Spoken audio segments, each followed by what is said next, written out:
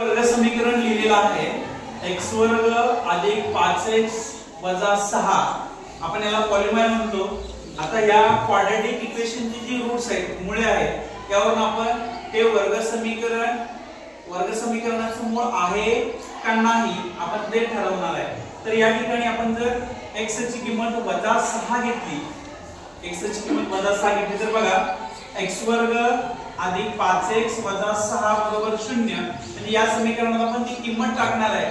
तर या ठिकाणी x वर्ग म्हणजे वजा 6 चा वर्ग x च्या ठिकाणी ती किंमत टाकलेली आहे 5 कंसात वजा 6 कंस टाकला कारण इथं वजा चिन्ह असल्यामुळे वजा 6 बरोबर 0।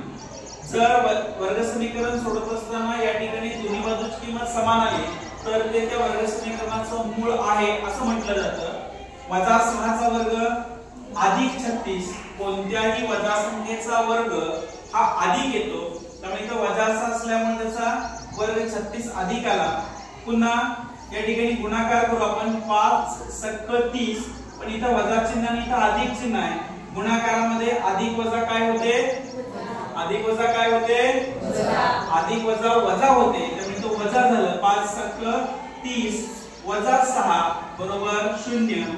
इथं 36 अधिक आहे वजा 30 आणि वजा 6 म्हणजे वजा 36 झाले बरोबर 0। अधिक 36 आणि वजा 36 म्हणजे याची किंमत 0 आली 0 बरोबर 0। याचा अर्थ काय झाला LHS is equal to RHS left hand side is equal to right hand side उजवी बाजू ही डाव्या बाजू बरोबर झाली म्हणून x बरोबर वजा 6 हे या वर्ग समीकरणाचे काय आहे मूळ आहे। वर्ग समीकरणाचे मूळ आहे।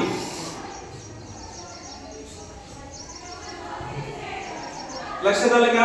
आता आपण दुसरी किंमत घेऊ x बरोबर समजा आपण 2 किंमत घेतली x बरोबर 2 किंमत घेतली ती या समीकरणामध्ये आपण जर टाकली x वर्ग अधिक 5x वजा 6 बरोबर 0 x बरोबर 2 किंमत घेतली म्हणजे 2 चा वर्ग अधिक 5 गुणिले 2 x च्या ठिकाणी 2 ची किंमत टाकली वजा 6 बरोबर 0 2 चा वर्ग 4 अधिक 5 दुनी 10 वजा 6 म्हणजे या ठिकाणी 10 अधिक 4 14 वजा 6 आपण जर विचार केला तर या ठिकाणी उत्तर आलं 8 14 तून 6 गेल्यानंतर 8 राहिले 8 बरोबर 0।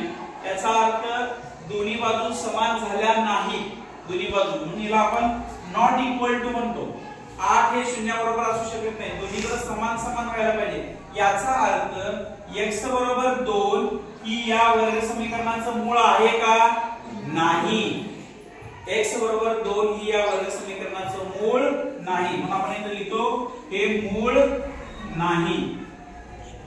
तर आपण आज काय बघितलं वर्ग समीकरणाचे मूळ आहे का नाही वजा 6 घेऊन बघितल्यानंतर हे वर्ग समीकरणाचं मूळ आहे आणि x बरोबर 2 घेतलं तर हे वर्ग समीकरणाचं मूळ नाही।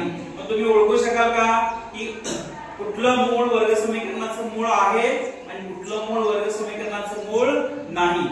ठीक आहे।